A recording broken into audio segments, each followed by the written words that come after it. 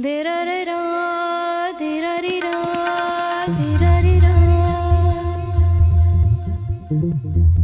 you could tell me a little bit about yourself. I didn't grow up in a particularly religious family, although I did go to church as a kid. Went to the Methodist church, and I continued on with that into adulthood. For a period of time there, I got very involved in the church. Was actually would assist with the other pastor in there with doing reading the announcements and doing things and standing up on stage and leading some of the Sunday school classes and doing those kinds of things. So I got fairly involved with that. And then if I was to point at a time when my views started changing, they really started changing kind of along the lines around the time that the intelligent design movement started getting going. So, and kind of like what you just said there, where you were kind of looking at the opposing viewpoint, I kind of, when I first saw the intelligent design, I kind of really bought into it pretty well and really liked the message behind it and thought it was a good one. But then, I wanted to look and examine the other side of the argument. So really read the evolution articles and found the things that were against it. And that was probably the biggest thing that probably started me down the path to becoming an atheist. Was as I started reading those, the logic and conclusions that were coming forth from that were just, I mean, much more solid, much stronger arguments, and they were backed up with evidence and got critical thinking and thoughts and putting things in there, and it really started having an effect on me. I started diving into it further, and slowly over a period of time, I kind of graduated, kind of slowly moved away from the church. Probably would have been more of what the average person would have called agnostic for several years, and then kind of realized that really I was becoming atheist. And as that furthered along, eventually started looking at the things that religion was doing, and started becoming more of an anti-theist position. That's great start. I appreciate that information. Being anti-theist, so is this a passion for you? Are you really well involved? And is it more than just believing? It's more of like similar to what we would call evangelizing, like proselytizing or trying to help people think how you think. Is that kind of how you're taking this? And I would say yes. I definitely am.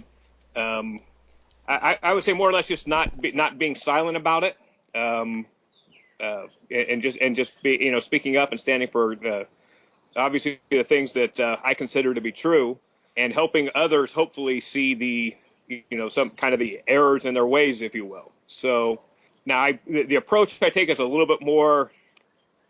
It's a little bit of a hardcore approach, I would say. I'm a little bit more direct in the types of things that I tweet and post. They're fairly short and to the point, and sometimes they upset people.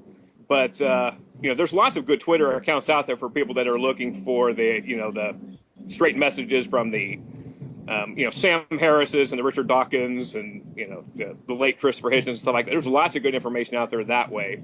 But most people didn't reason themselves into their religious beliefs, and sometimes having some fun or pointing some things out to them that are just, I'm going to say, either hypocritical or things that people maybe don't really think about. It's just, to me, it's just another way of exposing people to some of the fallacies in their thinking.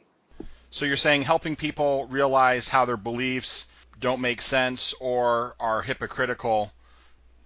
Correct. To be able to help them see what they're believing or what is lacking in their beliefs. Yeah, I would say more than else, making them question them. Making them question. Making them question, yes. So do you feel like the majority of people that you talk to that are theists don't really know what they believe? Well, I think a lot of them know what they believe. A lot of them don't necessarily know why they believe it. A lot of it is just they were brought up with it and told this is the way it is, and haven't often really examined for themselves why they believe that. Predominantly, most religion is passed down from parent to child, And, as children, especially, we tend to just accept what our parents told us, and many people just continue to do so into their adulthood. Do you consider yourself an atheist or an agnostic? Well, okay, so probably the first thing is to kind of define the terms a little bit.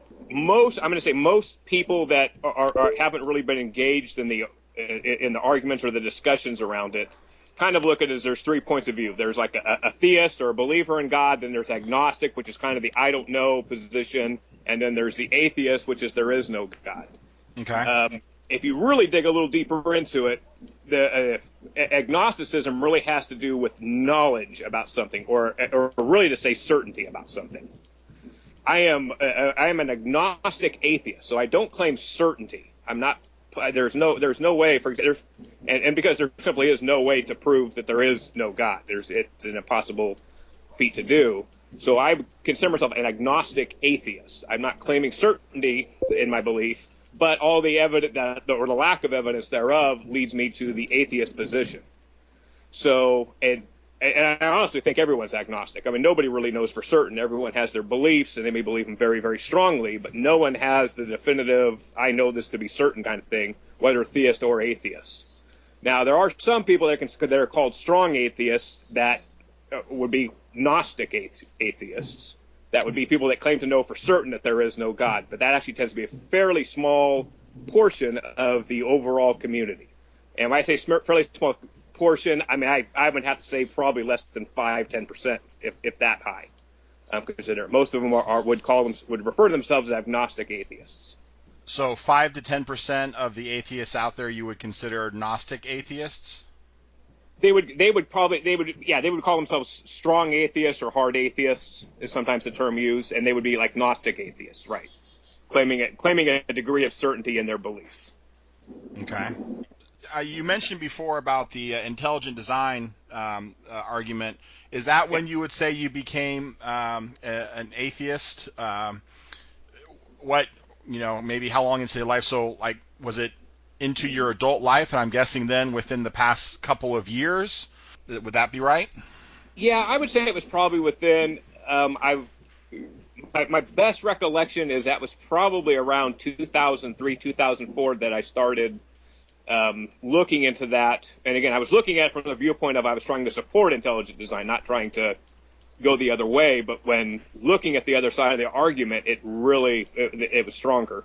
And then it wasn't an overnight thing. I mean, it was over a period of years, probably 3 to 5, that I really realized that I kind of went from theist to atheist, and then last 5 years, pretty much atheist.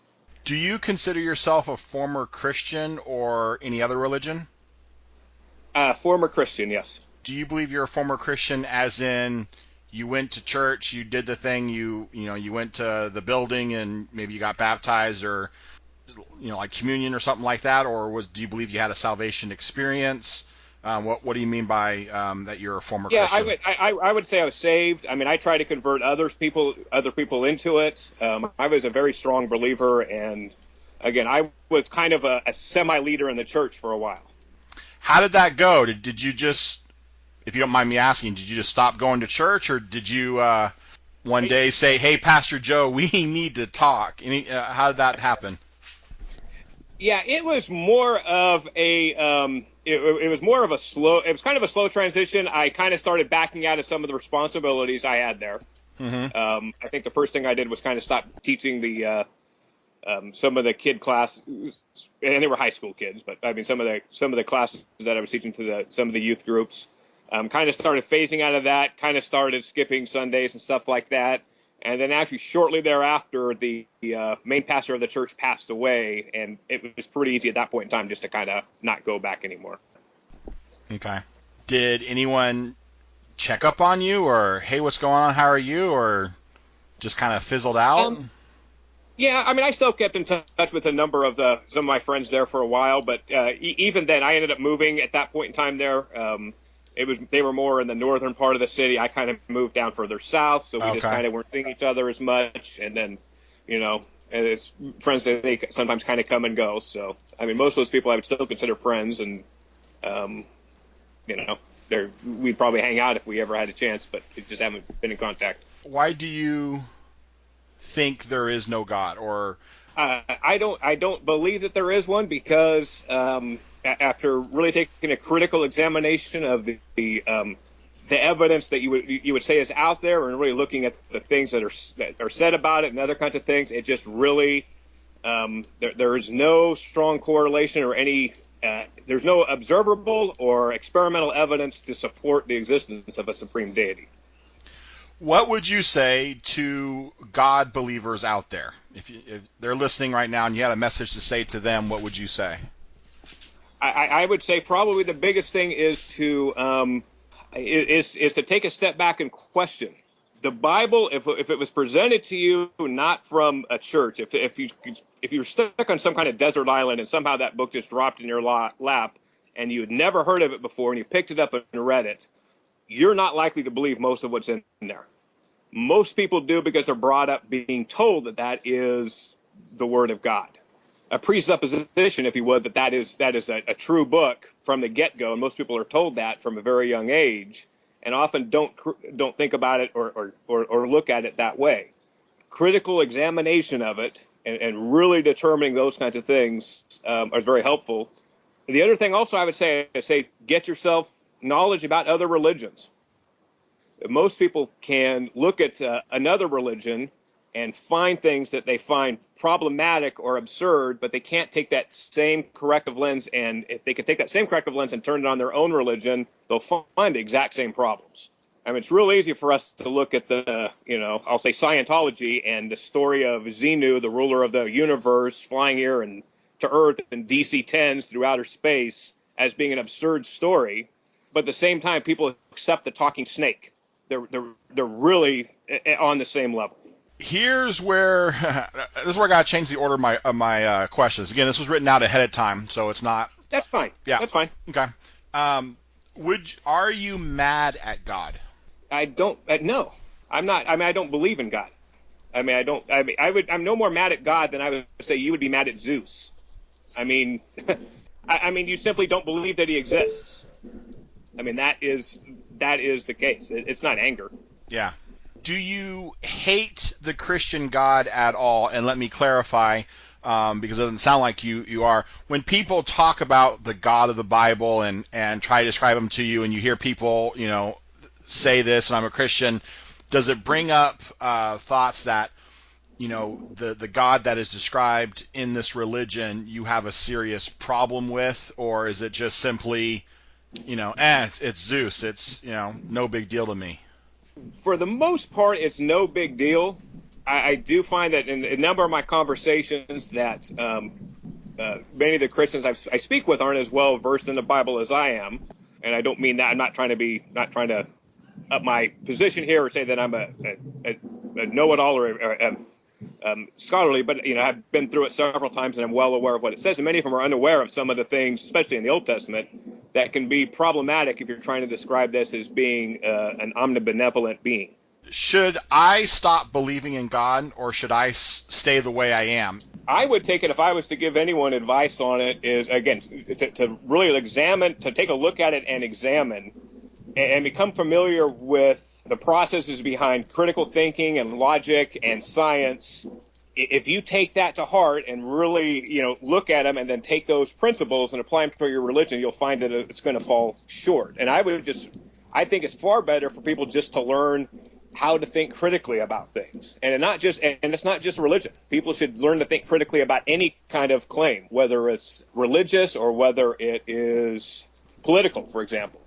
Many people I know, will take a hardcore position. I'm a Republican or I'm a Democrat, and when they're presented with something, they will tend to accept or reject that strictly based on whether or not they think that falls in line with their political beliefs, versus really taking a look at it and getting the facts behind it to determine what the position might be, or really what their thoughts are about it. Have you, or do you currently read the Bible or any religious books? I haven't in a while.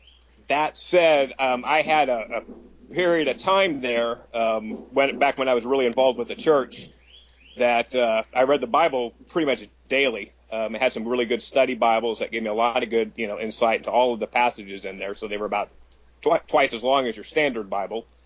And I've also read all of the major religious texts at least once. So I've read the Book of Mormon. I've read even the Dianetic Scientology things. I've read the Quran. I've read the Bhagavad Gita and the Dhammapada and some of the Eastern philosophies, Tao Te Ching, those kinds of things, sayings of Confucius, and those kinds of things as well. So fairly well versed among all of those, but it's been probably 4 or 5 years since I've really picked up one and read any of those. What would be the number one book that you would recommend that I read? Boy, it would have to. I'm going to have to say probably the best one would be one of them by Christopher Hitchens. I'm trying to think of the title of the one off the top of my head. There's one that I know that is just fantastic that he did. One of his later ones. God is Not Great. God is Not Great. That's it. I was going to say the God Delusion, but that was Dawkins, and that really wasn't quite as good. Have you ever heard of presuppositional apologetics? Yes. Are you familiar with that at all? Have you encountered Yes. people who've done that, used that? Yes. Yeah, I'm familiar with it. Okay. If it's okay with you, I'd like to read you a passage in the Bible that goes along with presuppositional apologetics. Therefore, you've probably heard it before, and then I'd like to get your opinion on what it says. Would that be okay with you? Sure. Okay. Let me pull it up. Sure. The passage is Romans chapter 1, verses 18 through 21. It says, "For the wrath of God is revealed from heaven against all ungodliness and unrighteousness of men, who suppress the truth in unrighteousness, because what may be known of God is manifest in them, for God has shown it to them. For since the creation of the world, his invisible attributes are clearly seen, being understood by the things that are made, even his eternal power and Godhead, so that they are without excuse. Because, although they knew God, they did not glorify him as God, nor were thankful, but became futile in their thoughts, and their foolish hearts were darkened." Again, that's Romans 1, 18 through 21. Can you, do you have any comment on that or any feedback? Have you heard it before? What do you think about it? Yeah, I've heard it before. I don't give a lot of credit to it. There are actually, I don't remember the name of it. I know that there's some tribes out there that are simply don't even have the concept of God. So to say that everyone in their heart knows it ahead of time isn't true. And you also wouldn't be finding, the fractured across all of the religious beliefs if everyone had a true belief that was known to them from the start. I would argue quite the opposite. Most people don't know that there's a God. Most people don't know that there's an afterlife. And most people, and that's why when we go to funerals, we all cry and we're all hurt, because the idea, as much as we want to believe that there's something afterwards, truth of the matter is we don't really believe that there necessarily is, and that when these people pass on, we're never going to see them again. Before you can really go in there and talk about the wrath of God or any of those kinds of things, you have to do a few things. You have to show that there's a God that exists. You have to be able to show, now you have to show that God exists, but then you would have to be able to show that it is your God versus the God of some other religion that might be out there. Besides that, then you have to show that this particular entity, the other portions of it are real. You'd have to be able to show that there is a soul, which there's no evidence that there's a soul. You'd have to be able to show that there's a heaven or a hell. There's no evidence of either one of those. There is no evidence for sin. It's a description of something against God written in a religious text that has no basis in any kind of reality. You don't see Pfizer or other drug companies trying to come up with a pill to cure sin, because there simply is no disease out there. It's a made-up disease to have a made-up cure. And, to hear that, people automatically believe when they're born and everything else, I completely disagree with that. I learned about God through my parents and through society and other things. It wasn't a natural thing. The only natural thing I think people have is a natural tendency to question and wonder when they hit a certain age, how did things get here? So when we were, thousands of years ago, when scientific knowledge was virtually non-existent, this was a pretty magical world. Earthquakes were caused by demons in the sky, or lightning bolts were coming down. They were, at that point in time, they were from Zeus. Volcanoes and other kinds of natural disasters, we attributed those to supernatural origins because we didn't know better. We know better now, and we don't fear those things because we know what causes them, can get the advanced warning ahead of time from them, and it's people don't have a natural "I believe in God" from birth. I completely disagree with that. Fascinating. It says you have to show that there is a soul. Why do you say that, and what do you mean by that? Well, it's one of the tenets of the religion, right? I mean, you've got to. There's we have some kind of a soul or a portion of us that is capable of surviving death, and that we should be concerned about what happens in the afterlife, or what we do in this life, or how we worship, or everything else, to make sure that this next life that we could go to, that soul is taken care of. But there really is no evidence for a soul, and there's lots of evidence that all of this thoughts and thinking and things that we do is located within this gray matter up in our skulls. And, it can be affected. I mean, you can completely change someone's personality if you happen to damage the right portion of their brain. It doesn't make there's no reason to believe that there is something that survives the ultimate death. Now, that said, I think that also is probably one of the major draws of most religions, or one of the reasons people believe, is people fear death. And I would be the first to say, I'm not in a hurry to go. It flat out scares me. Well, not scares me. I don't think scares me. It's something I don't want to. I don't want to have happen. I enjoy my life. I love it. I want it to last as long as possible, and I would like to believe that somehow that is going to keep on going. But there's no reason to believe that that's the case. Hasn't been anything presented that leads me to believe that there is something that, once the brain ceases functioning, that somehow there's a consciousness that was in there that is somehow going to leave it, or part of it that is now capable of going someplace else and continuing to exist. Everything we know about consciousness ties it to that physical medium. Do you think that someone has to prove that there is a soul in order to believe God, or in order to prove one religion right over the other? I think you kind of have to demonstrate that a soul exists in order to make any religion something that people should be concerned about. I mean, if you can't show that there's anything that's going to survive death, then it's religion in itself is meaningless.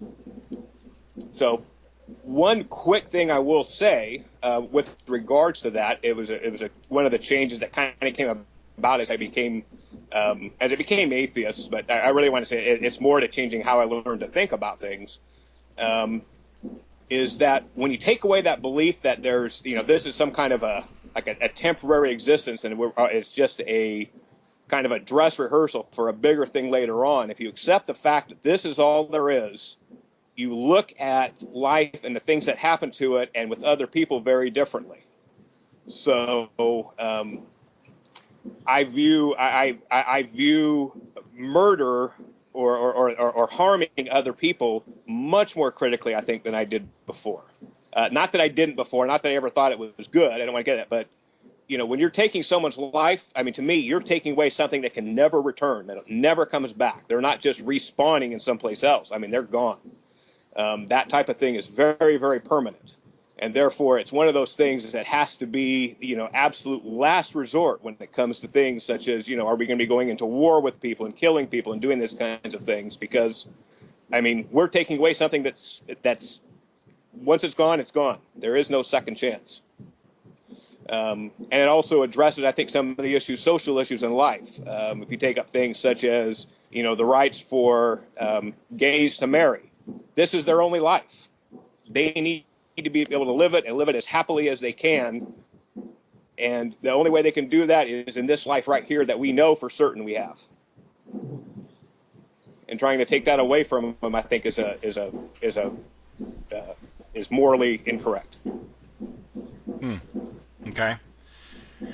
Interesting, the added detail you were going on in regards to believing about murder and taking someone's life and things like that, and it's much more real and serious to you now because it's much more of a permanent thing because it ends life and there's nothing else after that. That's really fascinating. Now, would you say then, is that why many people could possibly be against capital punishment now because it's so ending? Do you think a lot of people think the same way that you do? You know what? I don't think I have enough information to really state that. Although I'd like to think that people look at it that way, but I don't know that necessarily is. I don't know that's necessarily the case. I simply don't have enough information on that to really give a good answer on it. Okay. Is there anything in the Bible that you strongly disagree with? Like if you had to just, you're talking to a person who's trying to tell you about the Bible or something like that, what would be the number one passage that you would bring up and say, look, right here, this is the most obvious wrong, absurd, incorrect, stupid, foolish, whatever? Yeah, if I was to pick one, I want to say probably Mark 14. I want to say it's 16 through 18, but I could be off a verse or two. It's the last, basically the last chapter, last few verses, where it says that believers can drink poison without harm. I kind of think that one's pretty absurd. Okay, so Mark 16 then. Yeah. Is it the last few verses, or is it? It's the last. It's the last few verses. It's the last few verses of the chapter. Basically, that's where Mark ends. Right. Is right around those verses. Do you know the fascinating thing about that passage? I'm sure you'll tell me. What you're probably referring to is Mark chapter 16 is 20 verses long. Let me see. I make sure I'm in the right spot. Are you going to tell me that those passages were added later? Because I'm aware of that.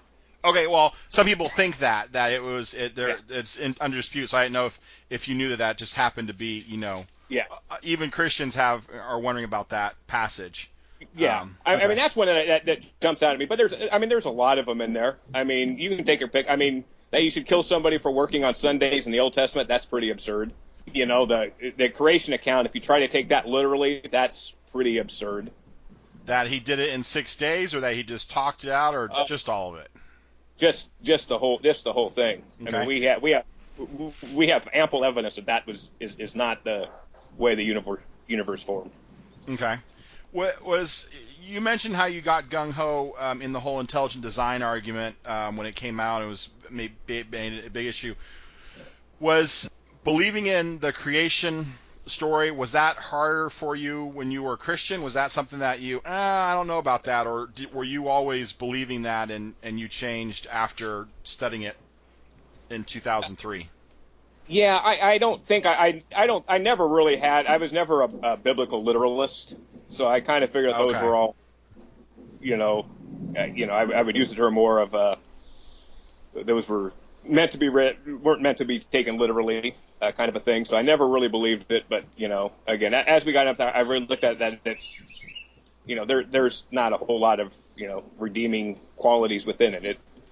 It's basically old mythology from people of that day who simply were writing down the thing that sounded to make the most sense to them at the time, which can't knock them. They didn't know any better. They didn't have Hubble telescopes peering into the 40 billion years into the past. Do you ever debate religion or the existence of God with anybody? I haven't, but I would do so. Have Christians ever tried talking to you about becoming a Christian? Yes. My father's a very hardcore Christian. I get stuff from him all the time. Are you open to the existence of God? Yeah, if evidence could be supplied, I'm open to evidence to change my mind. What evidence is it's got to be something that's going to be, if you have something that's a testable evidence, for example, you can pick up from where you are right now, you can pick up an object, drop it, and you can prove gravity. regardless of where you are, regardless of what religious belief you happen to have, regardless of what your political persuasion or background is, you can prove it by simply picking up something and dropping it. You can prove it to yourself, and you can run further experiments showing that different weight objects will fall at the same speed, all of that kind of a thing. If you can supply evidence that would be similar to that, something where you can take it, test it, prove it, sure. If you discovered that Christianity was true, would you believe it and become a Christian? And maybe I'll clarify. Some people say even with their problems, and like you mentioned Mark 16 and the law, rules regarding the Sabbath, the creation story, even if you couldn't comprehend that and it still didn't make sense to you, but you found out through some evidence that it was true, would you believe? If the right evidence came along, sure. And I would do that with any belief I had. I mean, I would change my belief on the world being a sphere if someone presented strong evidence that it wasn't. But obviously, you have to present the evidence pretty strongly in order for it to be believable. So what do you think would I know you gave a general example, requirement has to be a testable evidence. What would you think?